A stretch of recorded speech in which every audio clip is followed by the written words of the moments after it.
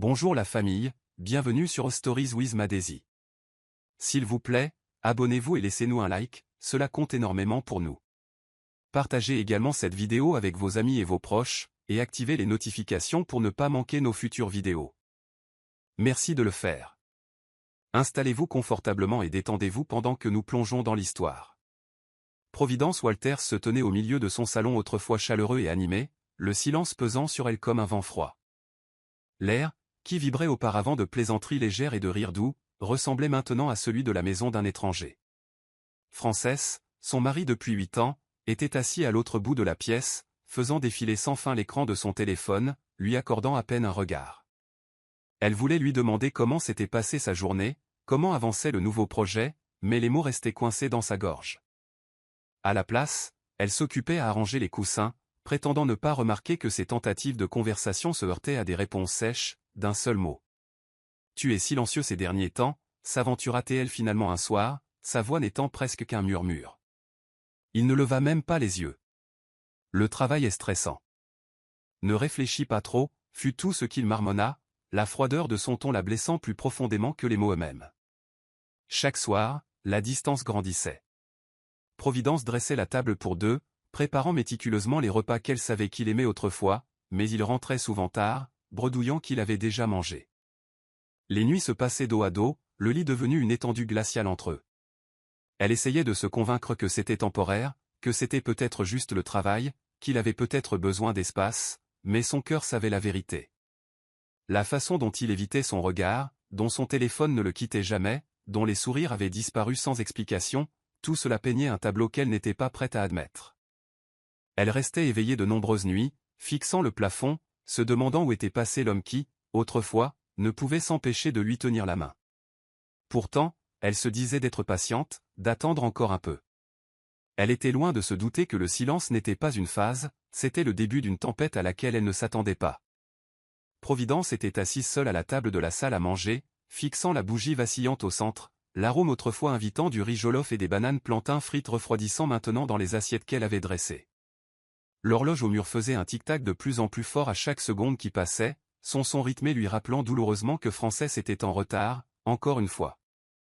Elle essaya de repousser l'anxiété croissante qui lui rongeait la poitrine, se convainquant qu'il était peut-être coincé dans les embouteillages ou retenu au travail.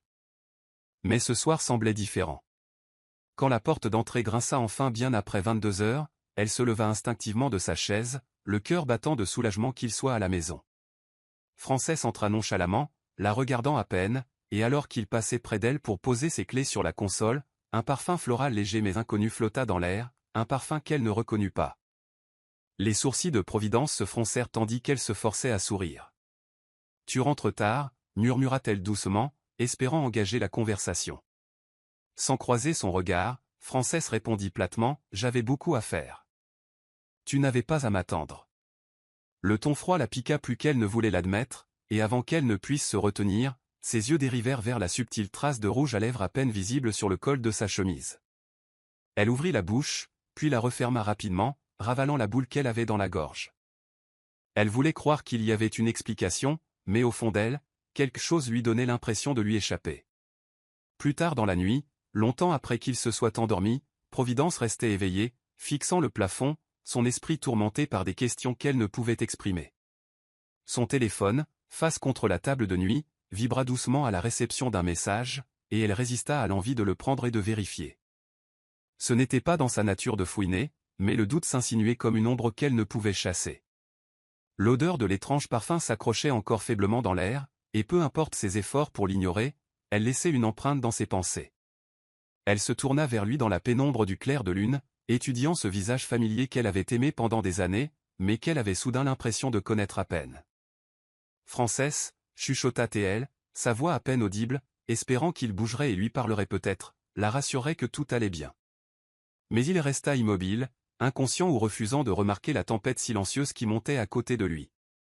Providence cligna des yeux, les larmes perlant au coin de ses yeux, se forçant à rester maîtresse d'elle-même. Demain, pensa-t-elle, peut-être que demain les choses seraient différentes.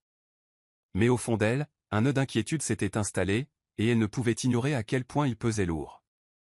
C'est un samedi après-midi ordinaire que Frances mentionna son nom nonchalamment dans la conversation, comme si elle était quelqu'un d'insignifiant. Providence se tenait au comptoir de la cuisine, coupant des légumes pour le déjeuner, quand il entra, faisant défiler son téléphone comme toujours. « J'ai croisé Karen aujourd'hui. Elle te dit bonjour », marmonna-t-il nonchalamment, sans même lever les yeux. Le nom la frappa comme une soudaine rafale de vent. Elle s'arrêta, le couteau suspendu en l'air. « Karen » demanda-t-elle, gardant un ton léger. Il haussa les épaules, toujours fixé sur son écran. « Juste une amie. Elle travaille avec moi sur quelques projets. » Il le dit si nonchalamment, si facilement, que n'importe quelle femme qui n'aurait pas senti la froideur de son mari aurait pu l'ignorer. Mais quelque chose dans la façon dont il prononça son nom, le léger sourire qui se dessina au coin de ses lèvres alors qu'il se remettait immédiatement à taper, perturba Providence.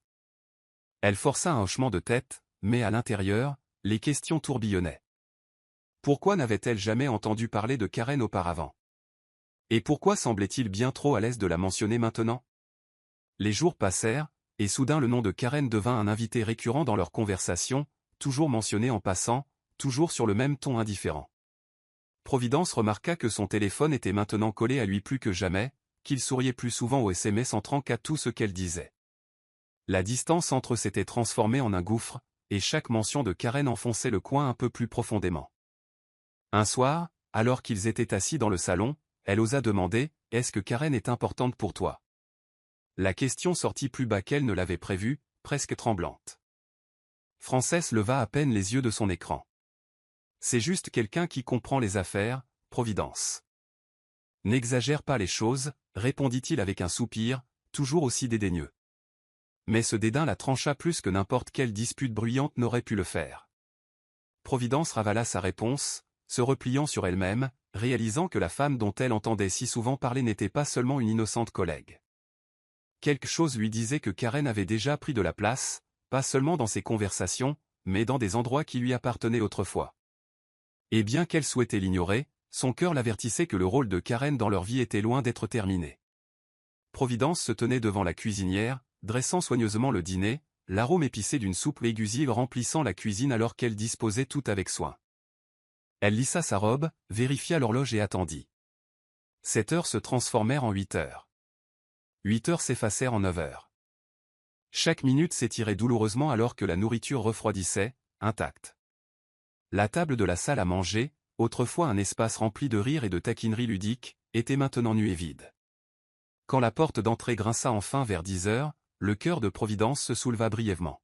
« Tu es en retard » dit-elle doucement, essayant de ne pas paraître accusatrice. Frances la regarda à peine en jetant sa veste sur la chaise. « J'ai mangé dehors » marmonna-t-il, la dépassant déjà en direction du salon. Les mots tombèrent comme des pierres dans sa poitrine. Elle regarda les assiettes intactes, l'effort qu'elle avait mis dans le repas lui semblant soudain stupide. Prenant une profonde inspiration, elle le suivit, s'asseyant discrètement sur le bord du canapé. « Tu es beaucoup sorti ces derniers temps » s'aventura-t-elle doucement. Frances ne croisa pas son regard. « Il y a toujours quelque chose. »« Des réunions, des plans » répondit-il platement, les yeux fixés sur la télévision, ne faisant aucun effort pour élaborer. La froideur de sa voix piquait plus que des cris n'auraient pu le faire. Providence le regardait, l'esprit envahi de pensées inexprimées, mais elle se mordit la langue, ne voulant pas paraître désespérée. À la place, elle croisa les mains sur ses genoux, se demandant silencieusement où leur mariage avait mal tourné. Les nuits comme celle-ci devinrent une routine, elle préparant des dîners qu'il ne mangeait jamais, sa présence passant inaperçue, son affection indésirable. Elle aspirait à la version de lui qu'il appelait juste pour entendre sa voix, qui transformait de simples dîners en événements, mais maintenant elle se sentait comme un fantôme hantant sa propre maison. Parfois, dans le silence, elle souhaitait qu'il se batte au moins, qu'il se dispute, qu'il crie, n'importe quoi qui montrerait qu'il tenait encore assez à elle pour être en colère. Mais le pire, c'était l'indifférence. Le poids de celle-ci pesait lourdement sur sa poitrine alors qu'elle le regardait, l'homme qu'elle avait épousé, s'éloignait de plus en plus, la laissant s'accrocher aux souvenirs, tandis que la réalité devenait froide et inconnue. Le week-end arriva comme une tempête silencieuse, et Providence se retrouva assise en face de Michael dans un petit café niché à l'écart du bruit de la ville. Il l'avait invitée à prendre un café, insistant pour prendre des nouvelles après des semaines de conversations téléphoniques brèves et tendues. Elle sourit poliment, remuant son thé, mais elle sentait le poids derrière son invitation. Michael avait toujours été plus que l'ami de Frances. Au fil des ans, il était devenu son confident, un observateur silencieux qui remarquait des choses que les autres manquaient. Après quelques instants de bavardage léger, il se pencha en avant, posant ses coudes sur la table, son regard fixe. « Providence, je ne veux pas être indiscret », commença-t-il prudemment, « mais est-ce que tout va bien à la maison ?» La question était douce, mais elle pesait lourdement sur l'attention qu'elle portait. Elle força un sourire, secouant la tête. « Frances est juste occupée, c'est tout, » répondit-elle, espérant que sa voix semblait plus convaincante qu'elle ne le pensait. Michael l'observa attentivement, ses yeux trahissant son doute. Après une pause, il parla à nouveau, plus bas cette fois. « Tu sais, j'ai vu Frances avec quelqu'un ces derniers temps. Une femme. Karen, je crois. » Les mots tombèrent comme des pierres entre eux. Le cœur de Providence sursauta douloureusement, mais elle garda son visage calme, hochant lentement la tête. Il l'a mentionné. « C'est une amie, » dit-elle doucement, refusant de laisser son sang-froid se fissurer en public. Mais à l'intérieur, son monde bascula inconfortablement, une confirmation qu'elle redoutait. Ils finirent leur boisson en silence, Michael sentant qu'elle n'était pas prête à en dire plus. Avant de se séparer, il tendit la main sur la table, sa voix douce mais ferme. « Ne te perds pas dans le silence, Providence, » murmura-t-il. « Quoi qu'il arrive, tu mérites l'honnêteté. » Elle hocha à nouveau la tête, souriant crispé, bien que les mots résonnent douloureusement à ses oreilles. Sur le chemin du retour, Providence repassa la conversation dans son esprit encore et encore, chaque mot pesant plus lourd que le précédent. Elle avait tellement voulu croire que ses instincts se trompaient, que la distance de Frances était temporaire, explicable. Mais maintenant, l'avertissement silencieux de Michael confirmait ce qu'elle avait refusé d'admettre. Elle entra dans sa maison ce soir-là avec une douleur sourde se propageant dans sa poitrine, les murs vides semblant plus froids que jamais. Pourtant, elle ne dit rien. Il y avait une partie d'elle qui s'accrochait désespérément à l'espoir que Frances viendrait à elle en premier, qu'il verrait à quel point il s'était éloigné et reviendrait. Mais alors que les jours passaient et que les nuits restaient vides, elle commença à se demander si le silence n'était pas devenu sa plus grande erreur. C'est arrivé un mardi après-midi ordinaire, lorsque Providence rentra à la maison plus tôt que d'habitude, les bras chargés de courses, s'attendant au calme habituel. Mais alors qu'elle poussait la porte, ses oreilles captèrent le son de rire provenant du salon, un rire féminin. S'arrêtant, elle bougea inconfortablement, le cœur battant contre ses côtes alors qu'elle avançait. Là, perchée nonchalamment sur le bord du canapé, se trouvait une femme qu'elle n'avait jamais rencontrée mais qu'elle reconnut instinctivement, Karen. Vêtue d'une robe moulante, son sourire radieux, elle avait l'air complètement à l'aise dans la maison de Providence, une main manucurée reposant sur la coudoir, l'autre tenant délicatement un verre de vin. Frances était assis à côté d'elle, détendu, gloussant à quelque chose qu'elle venait de dire. Ses yeux se levèrent lorsqu'il remarqua Providence debout là, momentanément surpris, mais son expression devint rapidement indifférente. « Providence, tu es rentrée tôt, » dit-il, sans prendre la peine de présenter Karen, comme si elle n'avait pas besoin d'introduction. Karen se tourna, son regard vif mais poli, offrant un sourire qui n'atteignit pas tout à fait ses yeux. « Salut, tu dois être Providence. J'ai tellement entendu parler de toi, » dit-elle doucement, se levant du canapé comme si elle était chez elle. Providence déglutit difficilement, posant les courses sans un mot, forçant ses lèvres à former un sourire crispé. « Bienvenue, » murmura-t-elle, le goût de l'amertume lui montant à la bouche. Elle s'excusa, se retirant dans la cuisine, les mains tremblantes alors qu'elle déballait des articles dont elle ne se souvenait même plus les avoir achetés. À travers les murs fins, elle pouvait encore entendre leur conversation, le doux murmure des voix entremêlées de rire, sa maison résonnant maintenant de la présence d'une autre femme. Elle se tenait près du comptoir, agrippant le bord alors que le poids de l'humiliation s'abattait sur elle comme une lourde couverture. Frances n'avait même pas ressenti le besoin de la prévenir, ne s'était pas soucié qu'elle débarque dans cette scène comme une invitée indésirable dans sa propre maison. Cette nuit-là, après le départ de Karen, Frances ne dit rien pour expliquer la visite. Il reprit simplement sa routine habituelle, inconscient de l'état de choc de Providence. Allongée dans son lit, regardant dans l'obscurité, elle réalisa quelque chose de dévastateur. Son silence avait donné à Karen la permission d'entrer dans sa vie, dans son mariage, comme si elle en avait toujours fait partie. Et pire encore, Frances l'avait permis. Les mots vinrent sans prévenir, lâchés négligemment au milieu d'une soirée qui ne semblait pas différente des précédentes. Providence avait à peine fini de plier le linge lorsque Frances entra dans la chambre, s'appuyant contre le cadre de la porte avec un regard qu'elle ne pouvait pas tout à fait déchiffrer. Il croisa les bras et s'éclaircit la gorge, évitant son regard.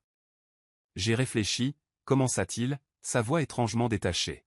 « Il vaut mieux que tu déplaces tes affaires hors de cette chambre. » Providence se figea, la chemise soigneusement pliée glissant de ses mains. Elle le regarda fixement, incertaine d'avoir bien entendu. « Pourquoi » demanda-t-elle, sa voix calme mais ferme. Frances bougea mal à l'aise, les yeux se tournant vers la fenêtre. « Karen va rester ici à partir de maintenant. C'est juste plus logique. » Son ton était final, vide d'empathie, comme si ce qu'il suggérait était un simple réaménagement pratique. Providence sentit le sol basculer sous ses pieds. L'air fut aspiré de la pièce. Elle déglutit difficilement, clignant rapidement des yeux alors qu'elle essayait de traiter ce qu'il venait de dire. « Tu veux que je quitte ? » « Ma propre chambre, » chuchota-t-elle, son cœur battant douloureusement contre sa poitrine. Il fit un léger signe de tête, se détournant déjà. « Ce sera plus facile pour tout le monde. » Elle resta immobile longtemps après son départ, le poids de ses mots s'enfonçant plus profondément à chaque seconde qui passait. Déménager ses affaires, faire de la place pour une autre femme, c'étaient des choses qu'elle n'avait jamais imaginé qu'on lui demanderait de faire dans le mariage qu'elle avait construit avec amour et patience. Les larmes lui piquèrent les yeux, mais elle les essuya rapidement, refusant de s'effondrer à cet instant. Cette nuit-là, elle s'assit sur le bord du lit, regardant les murs familiers, les souvenirs partagés maintenant souillés. Elle ne cria pas, ne se disputa pas. Au lieu de cela, elle plia ses vêtements lentement, méthodiquement, les rangeant dans des boîtes, chaque mouvement délibéré. Si Frances avait décidé que Karen prendrait sa place, alors elle ne mendirait ni ne supplierait. Elle quitterait la chambre, mais pas avec sa dignité brisée. Alors qu'elle fermait la dernière boîte, Providence jeta un dernier regard autour d'elle, sachant que quelque chose en elle avait changé de manière irrévocable. Elle avait peut-être perdu sa chambre, mais elle n'allait pas se perdre elle-même. Providence était assise à la petite table d'angle dans l'appartement de Becky, remuant distraitement son thé tandis que Becky l'observait avec une intensité silencieuse. Elles avaient toujours tout partagé, les joies, les peines, les commérages futiles, mais aujourd'hui Providence était assise dans un silence inhabituel, le regard lointain, les lèvres fermement pincées. Becky ne pouvait ignorer la tension qui émanait de son amie. Finalement, brisant le silence, elle tendit la main, couvrant doucement celle de Providence. « Providence, tu as à peine dit un mot. Que se passe-t-il » Sa voix était douce mais empreinte d'inquiétude. Providence hésita, ravalant la boule dans sa gorge, ne sachant pas par où commencer. Elle ne trouvait pas les mots pour admettre à voix haute que son mari lui avait demandé de quitter sa propre chambre, mais les yeux de Becky scrutaient les siens, lisant la douleur qu'elle n'avait pas exprimée. « C'est Frances » insista doucement Becky. Au moment où son nom fit surface, le sang-froid de Providence se fissura légèrement, ses doigts se resserrant autour de la tasse de thé. Elle hocha faiblement la tête, sa voix se brisant alors qu'elle chuchotait, « Il veut que je quitte la chambre. » Pour elle. Les yeux de Becky s'écarquillèrent d'incrédulité, son inquiétude se transformant rapidement en indignation. « Qu'est-ce que tu veux dire ? Il te demande de t'effacer ? » Pour Karen, demanda-t-elle, incapable de cacher la colère montante dans sa voix. Providence essaya de la calmer, forçant un faible sourire. « Il a pris sa décision, Becky. »« J'ai fait mes cartons, » dit-elle calmement, baissant les yeux sur ses genoux. Mais Becky n'allait pas en rester là. Elle se pencha en avant, sa voix tremblant de frustration. « Tu ne peux pas les laisser te marcher dessus, Providence. Tu as construit cette maison. Tu l'as soutenue pendant des années. Tu mérites mieux que cette humiliation. » Des larmes montèrent aux yeux de Providence, non pas parce qu'elle n'était pas d'accord, mais parce qu'au fond d'elle, elle n'avait plus l'énergie de se battre. « Que veux-tu que je fasse » murmura-t-elle d'une voix brisée. « Mendier, crier. Il l'a déjà installé. Mes mots ne changeront pas cela. » L'expression de Becky s'adoucit devant la vulnérabilité de son amie, et elle la serra dans ses bras. « Tu n'as pas à mendier » chuchota-t-elle férocement. « Mais ne te perds pas en essayant de lui faire voir ta valeur. Tu mérites la paix, Providence. Quelle que soit la décision que tu prends, ne les laisse pas te dépouiller de cela. » Providence hocha la tête contre son épaule, retenant ses larmes.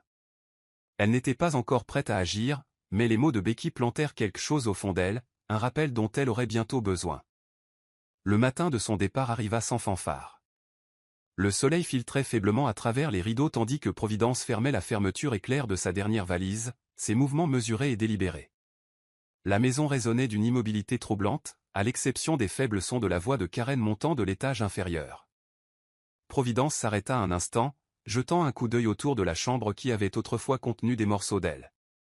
Des photographies, des rires partagés, des moments calmes qui ressemblaient maintenant aux reliques d'une vie passée. Elle ne ressentait aucun désir d'annoncer son départ. Il n'y eut aucune confrontation, aucune grande déclaration de cœur brisé. Frances n'avait pas demandé où elle allait, n'avait pas offert ne serait-ce qu'un regard alors qu'elle faisait ses bagages. Ce silence en disait long, et Providence choisit de le refléter. Elle lissa les draps une dernière fois, le cœur lourd mais étrangement calme. Descendant ses sacs par l'escalier, elle croisa brièvement le regard curieux de Karen, n'offrant aucun mot alors qu'elle passait. Karen eut un léger sourire narquois mais ne dit rien, sachant qu'elle avait gagné. Dehors, l'air semblait plus frais, mais une douleur sourde s'accrochait fermement à la poitrine de Providence. Elle se tenait sur le trottoir, attendant le taxi qu'elle avait appelé, ne sachant pas où elle irait ensuite, mais sachant qu'elle ne pouvait pas rester. Elle aurait pu claquer les portes, crier des accusations, exiger des réponses, mais rien de tout cela n'aurait réparé ce qui était déjà cassé. Alors que le taxi s'arrêtait, elle jeta un dernier regard à la maison. Elle ne ressemblait plus à un foyer, seulement à des murs et des fenêtres remplies des échos de la trahison. Glissant sur la banquette arrière, elle donna tranquillement l'adresse de Becky au chauffeur, sa voix à peine plus haute qu'un murmure. Le trajet fut silencieux, ses pensées lourdes, mais au milieu de la tristesse, il y avait autre chose, un étrange sentiment de soulagement. Elle avait fait tout ce qu'elle pouvait, endurer les regards froids, les longues nuits, le lent effondrement. Maintenant, elle partait avec la seule chose sur laquelle elle avait encore le contrôle, sa dignité. Alors que le taxi avançait, elle ferma brièvement les yeux, s'autorisant un moment pour respirer, sachant que le vrai voyage, celui de la guérison et de la redécouverte, ne faisait que commencer. Les jours suivant le départ de Providence se passèrent sans perturbation, ou du moins c'est ce que Frances se disait. Karen s'installa rapidement dans la maison comme si elle y avait toujours appartenu. Elle redécora la chambre, retira les photos encadrées de Providence sans hésitation, et remplit l'espace de ses propres affaires, de son propre parfum. Frances observait tout cela avec un léger détachement, se convainquant que la vie avançait, simple maintenant que Providence n'était plus là. Au début, cela ressemblait à de la liberté, pas de questions insistantes, pas de silence gênant à naviguer. La présence de Karen était vibrante, son rire bruyant, ses exigences claires. Elle l'accompagnait aux événements, paradant fièrement à son bras. Pour les étrangers, il semblait qu'il avait tout sous contrôle, mais alors que les jours se transformaient en semaines, un vide étrange commença à ronger les bords du monde soigneusement entretenu de Frances. Un soir, alors que Karen discutait avec animation à côté de lui de plans de vacances et de virées shopping, l'esprit de Frances vagabonda, s'arrêtant de manière inattendue sur les moments calmes qu'il partageait autrefois avec Providence. Comment elle fredonnait doucement en cuisinant, la façon dont elle pliait ses chemises méticuleusement, comment elle savait toujours quand quelque chose le dérangeait sans avoir à demander. La voix de Karen le ramena brusquement à la réalité. « Frances, tu m'écoutes au moins » lança-t-elle d'un ton enjoué, bien que l'irritation perce dans sa voix. Il hocha rapidement la tête, forçant un sourire, mais ne put chasser le léger sentiment de malaise. La maison, bien qu'animée en surface, semblait plus froide en quelque sorte, manquant de quelque chose qu'il ne pouvait pas tout à fait nommer. Ce n'est que lorsqu'il passa devant leurs vieux albums photos, maintenant négligemment poussés sur une étagère oubliée, que cela le frappa, la force tranquille, la présence stable qu'il ancrait autrefois avait disparu. Et bien qu'il ne l'admettrait pas à voix haute, la maison n'était devenue rien de plus qu'un espace vide habillé de bruit. Frances se tenait près de la fenêtre, le téléphone collé à l'oreille, le front plissé alors que la personne à l'autre bout du fil parlait précipitamment. La voix de son partenaire commercial était tendue par l'inquiétude, mentionnant des retards, des dépenses imprévues, des contrats qui tombaient à l'eau. Frances mit fin à l'appel brusquement, la frustration bouillonnant sous son extérieur calme. Se tournant vers le salon, il regarda Karen vautrer paresseusement sur le canapé, faisant défiler son téléphone sans aucun souci. Elle leva brièvement les yeux. « Est-ce que tout va bien ?» demanda-t-elle, plus par habitude que par réel intérêt. Frances força un hochement de tête, enfouissant son irritation. « Juste quelques contretemps mineurs » marmonna-t-il, passant devant elle en direction du chariot-bar. Il se versa un verre, la brûlure familière n'offrant que peu de réconfort. Karen n'insista pas, déjà absorbée par une autre conversation sur son téléphone. Les fissures avaient commencé à apparaître, des petites choses qu'il avait ignorées au début. Elle se souciait plus des virées shopping et des escapades de week-end que des pressions croissantes auxquelles il était confronté au travail. Au cours des semaines suivantes, les petites frustrations s'accumulèrent. Les habitudes dépensières de Karen devinrent plus visibles. Les livraisons arrivaient quotidiennement, parfums chers, bijoux, vêtements, tous débités sur ses comptes sans la moindre réflexion. Elle semblait inconsciente de la pile croissante de factures sur son bureau, ne posant jamais de questions à leur sujet. Frances se retrouva à rester plus tard au travail, non pas à cause des obligations, mais pour éviter les exigences étouffantes qui l'attendaient à la maison. La femme qu'il pensait apporter de l'excitation dans sa vie ressemblait maintenant à un poids dont il ne pouvait se défaire. Un soir, alors qu'il dînait, Karen mentionna nonchalamment la rénovation de la chambre d'amis, suggérant des améliorations somptueuses. Frances serra fermement la mâchoire, finissant par craquer. « Karen, peut-être devrions-nous arrêter les dépenses pour l'instant. » Elle le regarda, vraiment perplexe, puis ricana. « Ça ne te dérangeait pas avant, qu'est-ce qui a changé ?» Il ne put se résoudre à expliquer, ravalant son irritation. La vérité pesait lourdement sur sa poitrine. Providence avait toujours tout équilibré discrètement en coulisses, arrondissant les angles. Sans elle, il commençait à réaliser que les eaux devenaient plus difficiles à naviguer. Mais la fierté l'empêchait de le reconnaître à voix haute, alors à la place, il continuait de prétendre que tout était sous contrôle. Ce fut un lundi après-midi tranquille que la première lettre officielle arriva, une enveloppe épaisse estampillée de l'insigne indubitable de la banque. Frances la fixa sur son bureau un long moment avant de l'ouvrir. Ses yeux parcoururent rapidement le contenu, son pouce accélérant alors que les mots s'imprimaient. Paiement en retard, intérêt en attente, menace de poursuite judiciaire. Il se renversa sur sa chaise, expirant brusquement. Il n'avait pas réalisé à quel point la situation était devenue grave. Sans la supervision méticuleuse de Providence sur leurs finances, les choses avaient dérapé bien plus vite qu'il ne l'avait prévu. Fini les rappels discrets pour régler les factures, les feuilles de calcul soigneusement organisées qu'elle avait l'habitude de tenir. Karen entra dans la pièce quelques instants plus tard, inconsciente, parlant avec enthousiasme d'une prochaine virée shopping qu'elle prévoyait avec ses amis. Frances ne dit rien, froissant la lettre et la fourrant dans le tiroir pendant qu'elle bavardait, l'esprit ailleurs. À la fin de la semaine, d'autres lettres suivirent, factures de services publics en retard, prêts commerciaux en attente. La fondation qu'il avait supposée inébranlable commençait à s'effondrer sous ses pieds. Un soir, après que Karen fut sortie, Frances s'assit à la table de la cuisine, des papiers étalés devant lui en désordre, essayant de donner un sens aux chiffres qui s'accumulaient. Son téléphone vibra à plusieurs reprises, mais il l'ignora, la tête entre les mains. La réalisation le frappa comme une vague.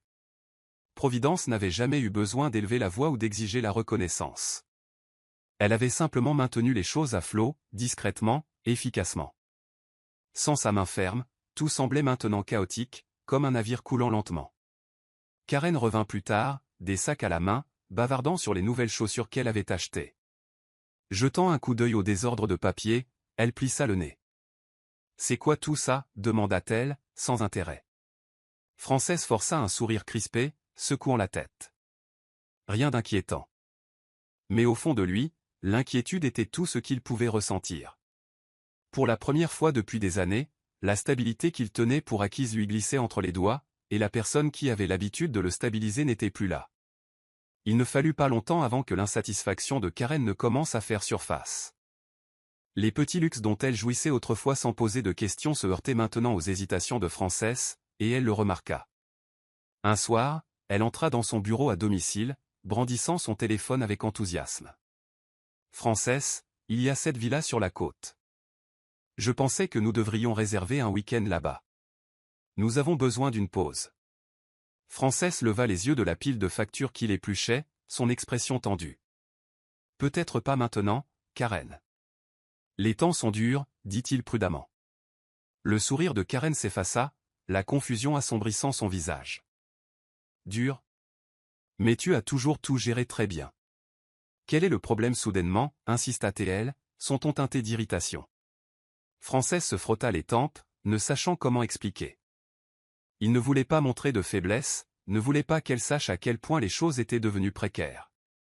Au lieu de cela, il haussa les épaules. Les affaires sont lentes. Attendons un peu. Karen croisa les bras, les yeux plissés. Frances, tu as changé.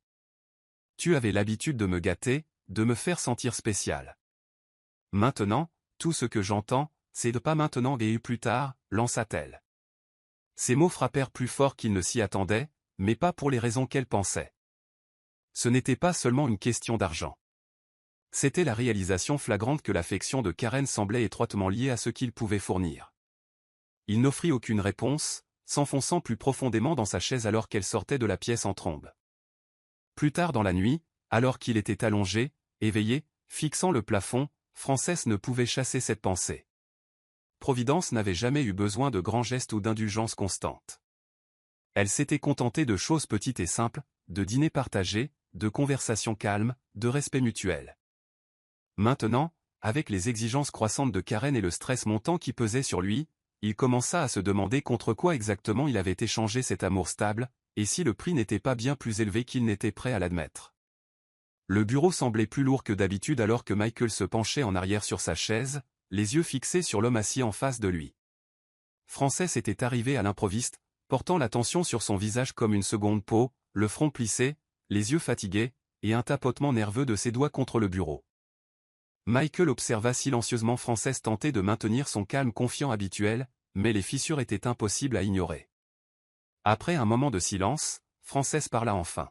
« J'ai besoin que tu investisses dans l'un de mes nouveaux projets, dit-il, essayant de paraître décontracté, mais la tension dans sa voix le trahissait. Michael croisa les bras, ne répondant pas immédiatement. Son regard ne faiblit pas, que se passe-t-il, Frances, demanda-t-il d'un ton neutre, dépouillé de l'amabilité habituelle. Frances s'agita sur son siège, forçant un sourire. Les affaires sont un peu difficiles ces derniers temps. Juste temporaire. Tu sais comment vont ces choses. Mais Michael connaissait Frances depuis assez longtemps pour reconnaître quand il déviait. Il se pencha en avant, la voix légèrement basse. Ce ne sont pas les affaires qui m'inquiètent. Le silence s'étira inconfortablement avant que Michael ne continue, ses mots plus vifs maintenant. Providence. Elle est partie, n'est-ce pas? Frances se raidit mais ne dit rien. Michael soupira lourdement, secouant la tête. Je t'ai regardé détruire tout ce qu'il y avait de bon autour de toi, Frances. Tu as repoussé la seule personne qui te gardait les pieds sur terre. La mâchoire de Frances se serra, l'irritation brillant dans ses yeux. Il ne s'agit pas de providence. Il s'agit d'affaires. Mais Michael n'était pas convaincu. Il se leva, contournant son bureau, la voix se durcissant. Non, il s'agit de toi. Tu as laissé l'orgueil et l'égoïsme t'aveugler. Et maintenant tu veux que je répare ce qui s'effondre. Frances se leva, frustrée. Donc tu ne m'aides pas. L'expression de Michael ne s'adoucit pas, pas cette fois. La finalité de la chose frappa plus fort que Frances ne s'y attendait. Le désaveu de Michael ressemblait à une autre porte qui se fermait. Un autre rappel de tout ce qui s'effondrait autour de lui. Alors qu'il quittait le bureau, une lourdeur s'installa dans sa poitrine, sachant que la distance de Michael n'était pas seulement une question d'argent. C'était à propos de quelque chose de bien plus profond, quelque chose qu'il avait perdu au moment où Providence avait franchi la porte. Providence était assise près de la fenêtre d'un petit appartement loué dans un quartier de la ville qui ne lui était pas familier. La vue à l'extérieur était un flou de lumière et de son lointain. Cela faisait des semaines qu'elle s'était éclipsée discrètement de la maison qu'elle appelait autrefois son foyer. Des semaines qu'elle n'avait parlé à personne qui la connaissait de près. Elle s'était coupée délibérément, ayant besoin d'espace pour respirer, pour penser, pour exister sans le poids de l'attente ou de la pitié. Même les appels de Becky restaient sans réponse. Providence n'avait plus l'énergie d'expliquer ses décisions. Plus la force de raconter l'humiliation. Elle avait besoin de distance, non seulement de Frances et Karen, mais de la version d'elle-même qui tolérait d'être invisible depuis si longtemps. Chaque jour, elle se réveillait, préparait du thé, s'asseyait près de la fenêtre et essayait de comprendre à quoi pourrait ressembler sa vie maintenant qu'elle n'était plus liée à quelqu'un d'autre. Il y avait des moments où la solitude s'insinuait, mais elle l'accueillait. C'était honnête. Ce n'était pas déguisé en fausses promesses ou en rebuffades froides. Pendant ce temps, dans leurs cercles sociaux, les rumeurs commençaient à circuler. Personne ne savait exactement où Providence était partie. Certains spéculaient qu'elle avait voyagé. D'autres laissaient entendre une dépression, mais personne ne pouvait confirmer. Même Frances, lorsqu'on lui posait la question, balayait les demandes d'un revers de main, elle avait besoin d'espace, bien qu'il n'ait lui-même pas eu de ses nouvelles depuis le jour de son départ. Becky s'inquiétait de plus en plus, se rendant à leurs endroits habituels, vérifiant auprès de tous ceux qui auraient pu la voir. Ce n'est pas son genre de disparaître comme ça, dit-elle à Michael un après-midi, la voix épaisse d'inquiétude. Quelque chose est différent cette fois. Michael hocha la tête, tout aussi mal à l'aise, mais aucun d'eux ne savait comment joindre quelqu'un qui avait choisi de disparaître si complètement. Pour Providence, le silence n'était pas destiné à punir qui que ce soit. C'était son sanctuaire, une retraite nécessaire face au bruit et au chaos qu'elle avait enduré pendant bien trop longtemps. Elle ne savait pas quand, ni si, elle reviendrait à la vie qu'elle avait laissée derrière elle, mais une chose était devenue claire. Avant que quiconque d'autre ne puisse la trouver, elle devait d'abord se trouver elle-même. La ville était inconnue, grouillante d'étrangers qui ne connaissaient pas son nom, et cet anonymat ressemblait à la première bouffée de liberté que Providence prenait depuis des années. Elle loua un petit studio, rien de somptueux, juste assez d'espace pour elle-même et ses pensées. Les jours étaient passés à explorer des rues qu'elle n'avait jamais parcourues, à s'attarder dans des cafés où personne ne la regardait à deux fois. Elle gardait son téléphone éteint la plupart du temps, évitant la tentation de jeter un œil aux messages qu'elle soupçonnait pouvoir encore arriver. Pour la première fois, elle n'avait aucune obligation qui la tirait, pas de maison à entretenir, pas de mari à apaiser. C'était à la fois terrifiant et libérateur. Un matin, elle se retrouva à regarder un panneau d'affichage près d'une librairie, des prospectus annonçant des ateliers de compétences, des cours de commerce et des séminaires créatifs. Sur une impulsion, elle en prit un cours de courte durée sur l'entrepreneuriat. Elle n'y réfléchit pas trop. Elle s'inscrivit le jour même. Les cours devinrent son sanctuaire. Entourée de personnes désireuses de construire quelque chose de nouveau, Providence absorba chaque leçon, chaque conversation. Elle garda son histoire pour elle, ne mentionnant jamais son passé, se concentrant uniquement sur le présent. Lentement, elle se retrouva à s'intéresser à nouveau à ses propres capacités, à ses idées, à ses rêves, des choses qu'elle avait longtemps enterrées sous des années de priorité accordée aux autres. Il y avait des moments, tard dans la nuit, où les souvenirs de Frances remontaient à la surface sans y être invités, la façon dont il la tenait, comment sa distance les avait érodés. Mais elle refusait de s'attarder sur ses pensées. Au lieu de cela, elle canalisait ses émotions dans la planification de quelque chose qui lui appartenait entièrement. Providence ne se faisait aucune illusion sur le fait que la guérison serait instantanée, mais chaque jour ressemblait à un pas en avant. Elle n'avait besoin de la permission de personne pour se reconstruire. Pour la première fois, elle apprenait que sa vie n'avait pas à tourner autour du fait d'être la femme de quelqu'un. Elle pouvait tourner autour du fait d'être sa propre femme. Providence était assise à une table d'angle tranquille dans le café local qu'elle fréquentait maintenant, son ordinateur portable ouvert, mais son attention perdue dans la scène animée à l'extérieur de la fenêtre. Elle s'était taillée une petite routine stable dans cette ville inconnue, une où personne ne connaissait son passé ni ne s'attendait à ce qu'elle explique son absence. La cloche au-dessus de la porte du café tinta lorsqu'un autre client entra, et sans lever les yeux, Providence supposa que c'était un habitué. Mais alors, une voix familière trancha le bavardage. Providence ? Le son de son nom la secoua, et elle leva les yeux pour voir Becky debout là, les yeux écarquillés, presque incrédule. Pendant une seconde, aucune ne parla, leur regard verrouillé à travers le petit espace qui semblait soudainement suffocant. Becky s'approcha slowly, sa voix tremblant légèrement. « Tu te cachais de moi » chuchota-t-elle, un mélange de soulagement et de blessure dans son ton. Les lèvres de Providence s'entr'ouvrirent, luttant pour former une excuse, mais aucun mot ne vint. Elles sortirent, s'asseyant sur un banc tranquille, l'air tendu entre elles. Becky tendit la main, agrippant fermement celle de Providence. « J'ai cru qu'il t'était arrivé quelque chose d'horrible, avoua-t-elle, sa voix se brisant. Tu as juste disparu, pas d'appel, pas de message. J'étais terrifié. Providence déglutit difficilement, la culpabilité s'enroulant dans sa poitrine. Elle baissa les yeux sur leurs mains jointes avant de parler doucement. J'avais besoin d'espace, Becky, pour tout.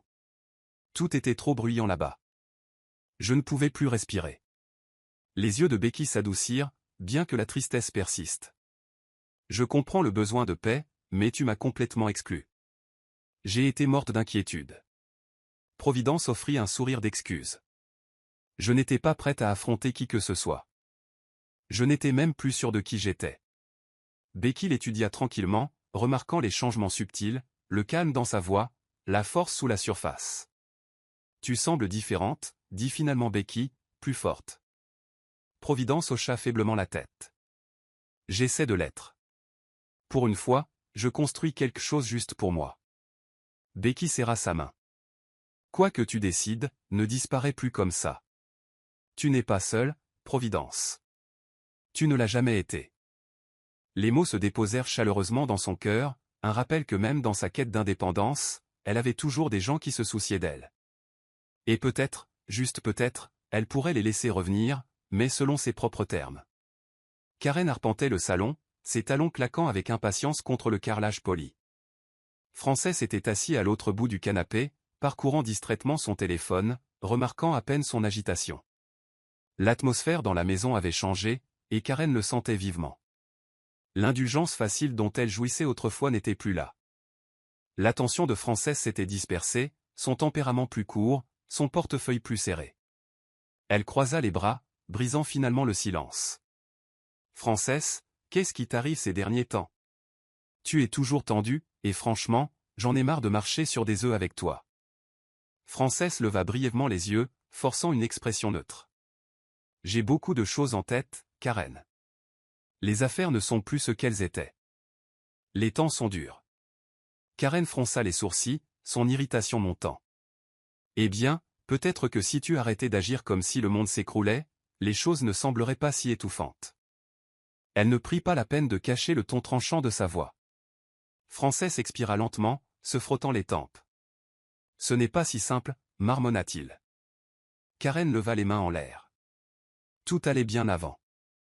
Maintenant, soudainement, tu surveilles chaque centime, tu coupes dans tout. Je n'ai pas signé pour ça, Frances. Ces mots frappèrent plus fort qu'elle ne l'avait prévu, mais elle ne les retira pas. Elle s'était habituée au luxe, au voyage, à la liberté de dépenser sans poser de questions. Cette nouvelle version de Frances, les lèvres pincées, distant et stressé, ressemblait à un étranger pour lequel elle n'avait aucune patience. Il se leva brusquement, fourrant son téléphone dans sa poche. « Peut-être que non, mais c'est la réalité maintenant, lança-t-il, sa voix basse mais ferme. Karen le regarda, stupéfaite, avant de se détourner, les bras étroitement croisés. Le silence entre eux ressemblait à un gouffre. Plus tard, alors qu'elle était allongée seule et éveillée, Karen ne pouvait chasser le sentiment qui la rongeait, la fondation sous ses pieds commençait à se fissurer. Et l'homme qu'elle pensait avoir gagné lui échappait, morceau par morceau, accablé par des problèmes qu'elle ne savait pas comment résoudre et, honnêtement, ne voulait pas résoudre. Le coup sec à la porte retentit tôt le matin, brisant le calme précaire de la maison. Frances ouvrit pour trouver un coursier se tenant raidement, tenant une enveloppe épaisse qui lui était adressée. Il signa machinalement, l'angoisse lui nouant l'estomac avant même de l'ouvrir. Alors que ses yeux parcouraient la lettre officielle, les mots se brouillèrent légèrement, mais le sens était parfaitement clair. La procédure de saisie avait commencé. Ses remboursements hypothécaires étaient trop en retard. La banque était prête à agir. Pendant un long moment, il resta figé dans le couloir. La lettre serrée fermement dans sa main, son rythme cardiaque battant douloureusement dans ses oreilles. La voix de Karen flotta depuis la cuisine, décontractée et inconsciente. « Frances, as-tu vérifié le courrier ?» Il déglutit difficilement, pliant rapidement le papier avant d'entrer, masquant la tempête qui grondait en lui. Assis en face d'elle au petit déjeuner, il se força à garder un ton égal. « Karen, nous devons parler. » Elle leva les yeux, la cuillère suspendue en l'air. « À propos de quoi ?» demanda-t-elle paresseusement. Il hésita, puis fit glisser la lettre sur la table. Ses yeux la parcoururent, et la couleur quitta son visage. « Qu'est-ce que c'est que ça ?» demanda-t-elle sèchement, sa façade calme se fissurant. Frances se frotta le front. « J'ai jonglé avec trop de choses. Les paiements ont pris du retard. C'est sérieux. » Karen se leva brusquement, arpentant la cuisine. « Donc tu es en train de me dire que nous sommes sur le point de perdre la maison. » Sa voix monta, paniquée. Frances expira lourdement, se penchant en arrière sur sa chaise. « À moins que je ne trouve quelque chose rapidement, oui. » Karen le regarda fixement, un mélange de choc et de colère assombrissant ses traits. Ce n'était pas prévu dans l'accord, Frances. Je n'ai pas tout quitté pour me retrouver sans abri. Il la regarda, sentant le poids de la situation s'abattre pleinement sur ses épaules. La femme qui avait autrefois ressemblé à une évasion semblait maintenant être une autre complication. Alors qu'elle continuait à fulminer, Frances resta silencieux, réalisant que chaque décision, chaque faux pas, le rattrapait enfin, et qu'il n'y avait pas d'issue facile. Karen se tenait à l'embrasure de la porte, une valise à la main, son expression illisible, alors qu'elle regardait Frances assis lourdement sur le canapé du salon. La lettre de saisie était toujours froissée sur la table d'appoint, témoin silencieux de l'effondrement qui se déroulait entre eux. Pendant des jours, la tension s'était étirée à travers la maison, chaque conversation tendue, chaque silence plus bruyant que les mots. Maintenant, sans cérémonie, elle avait pris sa décision. « Je ne peux pas faire ça, Frances », dit Karen froidement, sa voix vide de la douceur qu'elle utilisait autrefois si facilement. « Tu as dit que ce serait une vie meilleure, mais tout ce que je vois, c'est la ruine. » Frances leva les yeux vers elle, l'épuisement marquant son visage. « Alors c'est tout ?» demanda-t-il calmement, bien qu'il connaisse déjà la réponse. Karen eut un petit rire, amer et sec. « Tu as fait ton propre gâchis, je ne serai pas là pour me noyer dedans. » Il ne discuta pas. Peut-être qu'une partie de lui s'y attendait, savait qu'elle n'était jamais faite pour endurer les difficultés, jamais là pour autre chose que la commodité et le confort. Elle attrapa son sac à main et se tourna vers la porte sans un regard en arrière. « J'espère que tu t'en sortiras », ajouta-t-elle froidement avant de sortir, la porte claquant derrière elle. Le silence laissé dans son sillage était suffocant, et Frances se pencha en avant, posant ses coudes sur ses genoux, la tête entre les mains. Il repensa à tous les choix qui avaient conduit à ce moment, comment il avait couru après l'excitation et la liberté pour se retrouver complètement seul. La maison semblait plus vide que jamais, dépouillée de chaleur, dépouillée de but. Et pour la première fois, Frances n'était pas en colère. Il n'était même pas surpris. Il ressentait juste le poids lourd et écrasant du regret s'installant fermement sur sa poitrine, sachant qu'il ne pouvait blâmer personne d'autre que lui-même. Les jours qui suivirent se fondirent dans une brume monotone pour Frances. La maison autrefois animée était d'un silence inquiétant, l'absence de la voix de Karen ne faisant qu'amplifier le vide que Providence avait laissé derrière elle. Chaque matin, il se réveillait pour faire face aux conséquences de décisions qu'il ne pouvait annuler, les derniers avis s'accumulant, les appels de la banque ignorés, les amitiés tendues. Il s'asseyait seul à la table de la salle à manger, fixant la tasse de café intacte devant lui, hanté par le calme. Il n'y avait plus personne pour remplir les espaces. Son téléphone sonnait à peine, sauf pour les associés commerciaux réclamant des paiements en retard ou les avocats émettant des avertissements formels. Les amis qui se pressaient autrefois chez lui les week-ends s'étaient éloignés, méfiant de sa réputation qui s'effondrait. Même Michael avait cessé de prendre des nouvelles, ne laissant qu'un vide retentissant dans son cercle social. Une nuit, incapable de dormir, Frances erra dans la maison, pièce par pièce, s'arrêtant devant la chambre qui appartenait autrefois à Providence. La porte était entr'ouverte, révélant le vide austère à l'intérieur.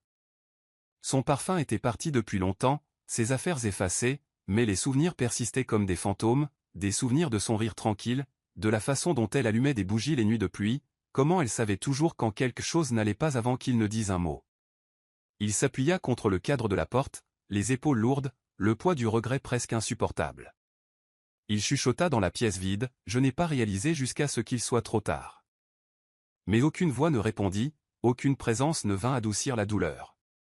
Frances se sentit complètement seule, dépouillée de toutes les illusions qui l'avaient poursuivie.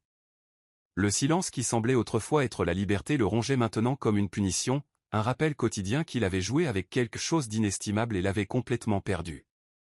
Frances se présenta sans préavis au bureau de Michael, les épaules voûtées comme si l'acte même de marcher était devenu un fardeau. Il se tenait maladroitement près de la porte, attendant que Michael lève les yeux de son bureau, l'expression illisible. Pendant un moment, aucun d'eux ne parla. Puis finalement, Frances s'éclaircit la gorge, la voix rauque. « J'avais juste besoin de parler. » Michael l'étudia froidement, se penchant en arrière sur sa chaise. « Maintenant tu veux parler ?» demanda-t-il sans ambages, ne prenant pas la peine de cacher sa désapprobation. Frances s'agita mal à l'aise, déglutissant difficilement.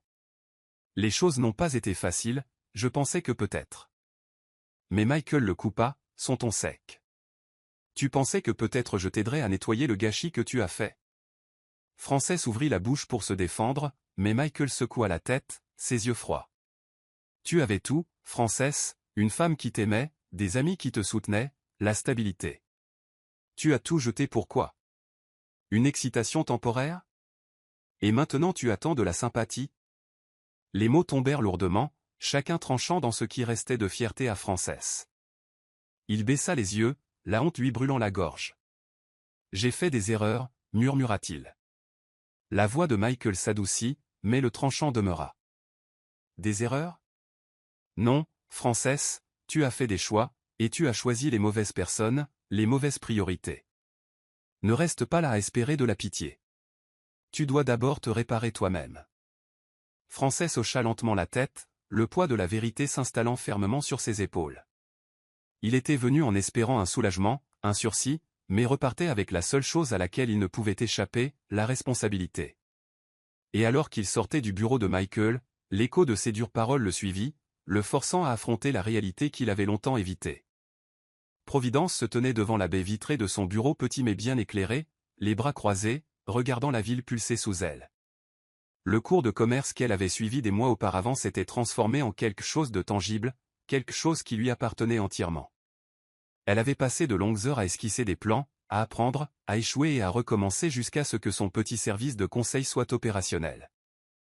Les clients arrivaient au compte-gouttes, des petites entreprises ayant besoin de conseils, des particuliers cherchant des avis, et elle se consacrait à chaque détail, déterminée à construire quelque chose de stable. Elle ne cherchait plus la validation dans l'ombre de quiconque. Chaque accomplissement, aussi petit soit-il, était le sien. Chaque jour apportait de nouveaux défis, mais c'était à elle de les gérer, selon ses propres termes. Alors qu'elle rangeait ses affaires pour la soirée, son reflet dans la vitre attira son attention, non pas la femme fatiguée et fragile qu'elle voyait autrefois, mais quelqu'un de plus fort, quelqu'un d'entier. Ce soir-là, elle retrouva Becky dans un charmant restaurant sur le toit surplombant les lumières de la ville. Becky ne pouvait cacher son étonnement, les yeux écarquillés alors qu'elle écoutait Providence parler de son travail, sa voix calme et confiante. « Tu t'es vraiment construit un nouveau monde, n'est-ce pas ?» demanda Becky, la fierté brillant dans son expression. Providence sourit doucement, sirotant sa boisson. « Je devais le faire. » Il n'y avait plus rien vers quoi retourner. Becky tendit la main, serrant la sienne chaleureusement. « J'aimerais que Frances puisse te voir maintenant, » murmura-t-elle. Le sourire de Providence ne faiblit pas, mais ses yeux s'assombrirent légèrement. « Peut-être qu'un jour il le fera, mais je ne fais plus ça pour lui prouver quoi que ce soit. Je le fais pour moi. » Les mots semblaient libérateurs, définitifs. Elle avait passé trop de temps attachée à l'idée que quelqu'un d'autre se faisait de qui elle devrait être. Maintenant, chaque décision, chaque pas en avant était le sien, et c'était bon, paisible, même, de réaliser qu'elle n'avait plus besoin de la permission de personne pour s'épanouir. Le gala de charité était l'un des plus grands événements de l'année, et Frances n'avait pas l'intention d'y assister. Mais après des semaines de silence et de solitude, il se surprit à accepter l'invitation, désespéré de trouver une distraction au poids qui l'accablait. Il se déplaçait machinalement à travers la foule, hochant la tête au visage familier, bien que la plupart le saluent avec une distance polie, les murmures de sa chute n'étant jamais loin. Son esprit vagabondait alors que les discours s'éternisaient, enregistrant à peine son environnement, jusqu'à ce que ses yeux se posent sur une femme se tenant élégamment près de l'entrée. Son souffle se coupa involontairement. Providence. Elle se tenait droite, posée, vêtue d'une robe simple mais frappante, son sourire doumait sur d'elle alors qu'elle conversait sans effort avec un petit groupe de personnes. Pendant un moment, ce fut comme si l'air avait été aspiré de la pièce. Les pieds de Frances bougèrent avant qu'il n'ait eu le temps de réfléchir, se faufilant à travers la foule vers elle. Alors qu'il se rapprochait, elle jeta un coup d'œil dans sa direction, leurs regards se croisant brièvement. Mais au lieu de la surprise ou de l'amertume, elle offrit un signe de tête polie, son expression illisible. « Providence » salua-t-il doucement quand il l'atteignit enfin, sa voix incertaine. Elle pencha légèrement la tête, offrant un sourire distant. « Frances, ça fait longtemps. » Il chercha sur son visage un signe de la femme qu'il connaissait autrefois, mais elle semblait inaccessible maintenant, raffinée, intouchable. « Tu as l'air différente, » murmura-t-il maladroitement, ne sachant que dire d'autre. Elle eut un léger rire, gracieux mais détaché. La vie a une façon de changer les gens. Avant qu'il ne puisse trouver d'autres mots, quelqu'un lui tapa sur l'épaule, l'entraînant au loin. « Excuse-moi, dit-elle poliment, se tournant sans hésitation, le laissant seul au milieu de la foule scintillante. Frances la regarda partir, le cœur lourd de quelque chose de vif et d'inhabituel, un regret mêlé d'admiration. Elle était allée de l'avant, et pour la première fois, il réalisa à quel point il était tombé loin derrière. Frances arpentait son salon tard dans la nuit, rejouant la brève rencontre avec Providence encore et encore dans son esprit. La voir, rayonnante d'une confiance nouvelle, l'avait secoué d'une manière à laquelle il ne s'attendait pas. Il sortit son téléphone à plusieurs reprises, planant sur son numéro, hésitant. Finalement, ravalant sa fierté, il appuya sur la touche d'appel. Il sonna une fois, 2 fois, puis sa voix répondit, calme, posée. « Allô ?» Pendant un moment, il ne trouva pas les mots.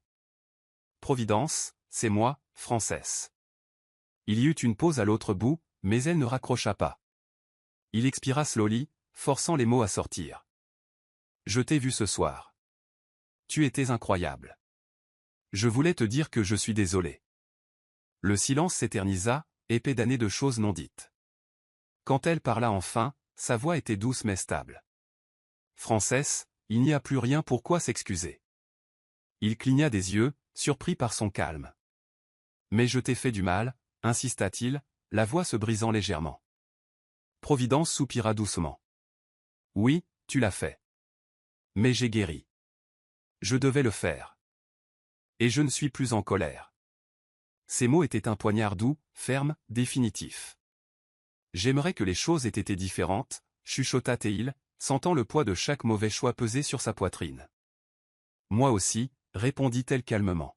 « Mais nous avons tous les deux pris nos décisions. » Elle ne lui offrit pas d'espoir, ne l'invita pas à poursuivre la conversation.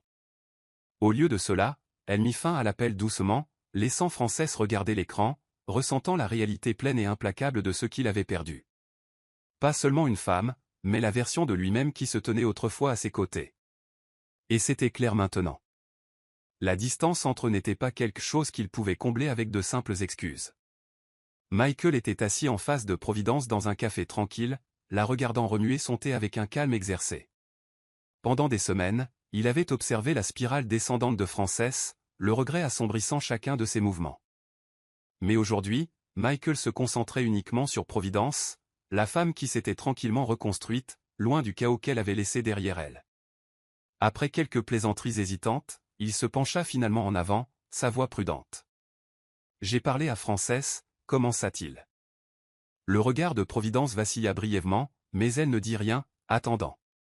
Michael expira, choisissant ses mots. « Il n'est pas le même. Il essaie de te joindre. Mais je pense que tu es la seule à pouvoir lui apporter de la clarté. » Les yeux de Providence ne s'adoucirent pas, bien qu'il n'y ait aucune amertume en eux. Elle posa sa cuillère, rencontrant le regard de Michael avec assurance. « Michael, il fut un temps où la clarté était tout ce que je voulais de lui, » dit-elle calmement. « Mais les gens ne voient que ce qu'ils sont prêts à voir. » Michael hocha lentement la tête, sentant qu'elle avait tracé des frontières invisibles qu'il n'osait pas franchir. Mais après une pause, il demanda doucement, « Serais-tu prête à t'asseoir avec lui, une conversation, rien de plus ?» Providence resta silencieuse un long moment, ses doigts traçant pensivement le bord de sa tasse. « Pas pour revisiter le passé, » murmura-t-elle. « Je ne lui dois pas d'explication. » Elle regarda par la fenêtre, rassemblant ses pensées avant de continuer, mais peut-être pour clore ce chapitre correctement, pour nous deux. Michael sourit faiblement, un soulagement vacillant dans son expression. C'est tout ce qu'il demande. Une semaine plus tard, ils se rencontrèrent dans un lieu neutre, un restaurant tranquille niché à l'abri des regards familiers. Frances avait l'air plus âgée, le poids des mois clairement inscrit sur ses traits. Quand Providence entra, posée et sereine, il se leva maladroitement, ne sachant comment l'approcher. Elle offrit un signe de tête poli, prenant son siège sans cérémonie. Il n'y avait pas de chaleur, mais il n'y avait pas d'hostilité non plus. Juste deux personnes qui avaient voyagé trop loin sur des chemins séparés, se rencontrant une fois de plus à un carrefour qu'aucun ne pouvait tout à fait nommer. L'air entre eux était épais de mots non dits alors que Frances était assis en face de Providence, ses doigts tapotant nerveusement contre la table. Elle attendit patiemment, sa posture calme, lui laissant de l'espace. Quand il parla enfin, sa voix vacilla, une légère fissure la traversant. « J'ai pensé à ce moment pendant des mois, » commença-t-il, les yeux fixés sur ses mains. Et je ne sais pas comment commencer sans paraître stupide. Providence ne dit rien, laissant le silence encourager l'honnêteté. Il expira d'une voix tremblante, passant une main sur son visage. J'ai tout gâché, je le vois maintenant. Pas seulement notre mariage, mais qui j'étais quand je me tenais à tes côtés. Son regard se leva avec hésitation, cherchant son expression. Je ne t'ai pas apprécié, j'ai été égoïste, et maintenant te voir, forte, épanouie, cela me fait réaliser à quel point j'ai échoué envers toi. Providence écouta calmement, son cœur stable, n'étant plus fragile sous ses mots. Elle rencontra ses yeux calmement. Je t'entends, Frances, dit-elle doucement, mais ta prise de conscience n'est pas quelque chose que je pouvais attendre. Il déglutit difficilement, la culpabilité émanant de lui. Je ne m'attends pas à ce que tu oublies, murmura-t-il, mais j'ai besoin que tu saches que je suis désolé, vraiment. Sa voix se brisa, et pendant un moment, il ressembla à un homme dépouillé, chaque couche d'orgueil arrachée. Le visage de Providence resta doux, mais ferme. Je t'ai pardonné il y a longtemps, répondit-elle, sa voix stable. Pas pour toi, mais pour moi. Je ne pouvais pas porter cette douleur éternellement. Ses yeux brillèrent, le poids de ces mots frappant plus fort que n'importe quelles accusations n'auraient pu le faire. Elle sourit faiblement, se penchant en arrière. Mais le pardon ne signifie pas que je peux simplement redevenir qui j'étais. Cette personne n'existe plus. Frances hocha lentement la tête, ses épaules s'affaissant sous la gravité de la situation, et alors qu'ils étaient assis en silence, il réalisa la vérité la plus dure.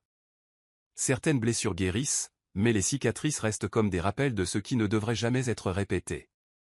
Le restaurant bourdonnait doucement autour d'eux, mais pour Frances, tout le bruit s'effaça à l'arrière-plan alors que les mots de Providence s'installaient sur lui. Elle lui avait pardonné, mais ce pardon n'était pas une invitation à revenir dans sa vie. Il chercha sur son visage, espérant un signe, une petite fissure dans son extérieur calme qui pourrait lui donner de l'espoir. Alors, où est-ce que cela nous mène, demanda-t-il avec hésitation, la voix douce. Providence le regarda fixement, ses yeux clairs et inébranlables. Cela nous mène ici, Frances, répondit-elle doucement. Deux personnes qui ont autrefois partagé quelque chose de significatif, mais dont les chemins ont divergé.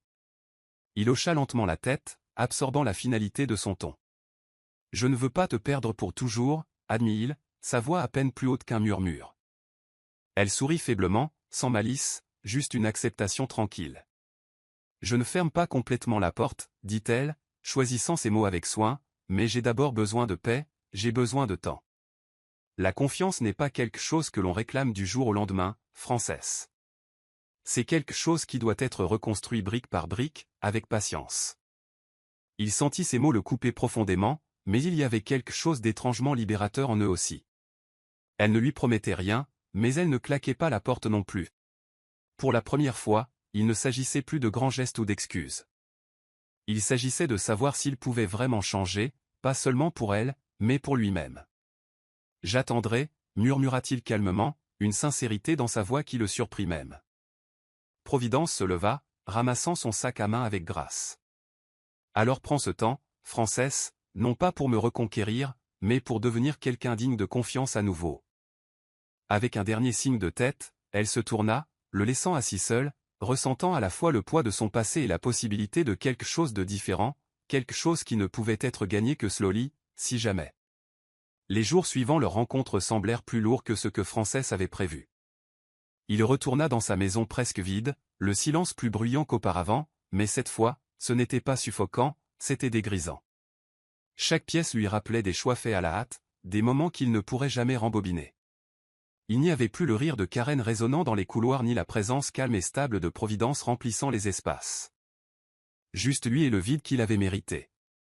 Il s'asseyait dans son bureau tard dans la nuit, regardant de vieilles photographies, des reçus, des souvenirs pliés entre les livres et rangés dans les tiroirs. Les mots de Providence résonnaient sans cesse. La confiance n'est pas quelque chose que l'on réclame du jour au lendemain. Cela le força à regarder à l'intérieur de lui-même pour la première fois sans excuse, sans dérobade. L'homme qu'il voyait dans le miroir n'était pas quelqu'un qu'il aimait. C'était inconfortable, brut, mais nécessaire. Il commença à faire des changements discrètement, non pas pour elle, mais parce qu'il réalisait enfin à quel point il s'était abandonné lui-même. Frances contacta la banque, non pas pour retarder les conséquences, mais pour y faire face. Il réduisit les extravagances, vendit des actifs inutiles, commença à reconstruire son entreprise depuis la base avec humilité, pas arrogance. Michael, lui aussi, revint lentement, observant sans jugement, n'offrant des conseils que lorsqu'on lui en demandait. Un après-midi, alors qu'il partageait un café, Frances admit enfin à voix haute « J'ai passé tellement de temps à blâmer les circonstances, les autres, mais j'étais l'architecte de ma propre chute. » Michael le regarda longuement avant de répondre « Reconnaître ses erreurs est la première étape, Frances. La suivante est de prouver que tu as changé, non pas par des mots, mais par ce que tu deviens après. » Frances hocha la tête, comprenant. Il n'y avait pas de raccourci pour revenir à la vie qu'il avait perdue, seulement une longue et constante marche en avant, un pas à la fois. Providence se tenait dans son bureau ensoleillé, regardant la ville qu'elle appelait maintenant son foyer. Son entreprise avait grandi régulièrement, ses journées remplies de réunions, de projets et de soirées calmes, où elle pouvait enfin respirer sans lourdeur.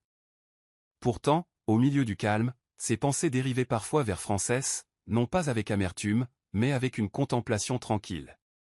Il l'avait contactée avec parcimonie depuis leur rencontre, ne pressant jamais, juste de petites prises de nouvelles. Elle appréciait la distance qu'il maintenait, le respect qu'il accordait à son espace. Un après-midi, son téléphone vibra avec un simple message « J'espère que tu vas bien. Je marche toujours sur le chemin que tu m'as indiqué. » Elle sourit faiblement, ne répondant pas immédiatement. Il n'y en avait pas besoin. Il comprenait maintenant que la réconciliation n'était pas quelque chose à précipiter. C'était quelque chose qui se gagnait lentement, par des actions, par le temps. Plus tard dans la soirée, Becky passa pour le dîner, et alors qu'elles étaient assises près de la fenêtre, sirotant du vin, Becky demanda nonchalamment « Penses-tu que tu laisseras un jour Frances revenir ?» Les yeux de Providence s'adoucirent pensivement. « Peut-être, » répondit-elle, la voix calme, mais pas comme les choses étaient. « Je me suis reconstruite. S'il y a une chance, ce doit être sur un nouveau terrain, où je ne me perds plus moi-même. » Becky hocha la tête en signe de compréhension, se penchant pour lui serrer la main. Providence regarda le coucher de soleil s'estomper, sentant la paix s'installer en elle. Elle ne se précipitait plus vers quoi que ce soit, ni l'amour, ni le pardon, ni la clôture. Tout était selon ses termes maintenant, et que Frances se tienne éventuellement à nouveau à ses côtés ou non, elle savait une chose avec une certitude absolue. Elle était devenue entière, non pas parce que quelqu'un lui en avait donné la permission, mais parce qu'elle s'était choisie en premier. L'avenir était grand ouvert, et elle n'était pas pressée de laisser quiconque le définir à part elle. Voici le verset biblique, Proverbe 4 verset 23. Garde ton cœur plus que toute autre chose, car de lui viennent les sources de la vie. Pourquoi il correspond, ce verset résume magnifiquement le parcours de Providence. Elle apprend à protéger son cœur, non pas en construisant des murs, mais en reconnaissant quand il est temps d'arrêter de se donner à quelqu'un qui ne l'apprécie pas. Il reflète également la prise de conscience éventuelle de Frances. L'état du cœur affecte chaque choix, relation et résultat. Les deux personnages devaient apprendre à garder leur cœur avec sagesse, non pas avec orgueil ou désespoir. Morale de l'histoire, la valeur de soi n'est pas définie par la façon dont les autres vous traitent, mais par la façon dont vous choisissez de vous relever après avoir été brisé. Le pardon est puissant, mais la paix vient lorsque vous cessez d'attendre que quelqu'un vous donne l'amour que vous vous devez à vous-même. C'est la fin de l'histoire. Qu'avez-vous appris de cette histoire? Laissez vos réflexions dans la section des commentaires. Laissez un like, et n'oubliez pas de vous abonner et d'activer les notifications pour être averti lorsque nous publierons nos prochaines vidéos. Partagez aussi cette vidéo avec quelqu'un qu'elle pourrait intéresser. Merci beaucoup d'avoir regardé.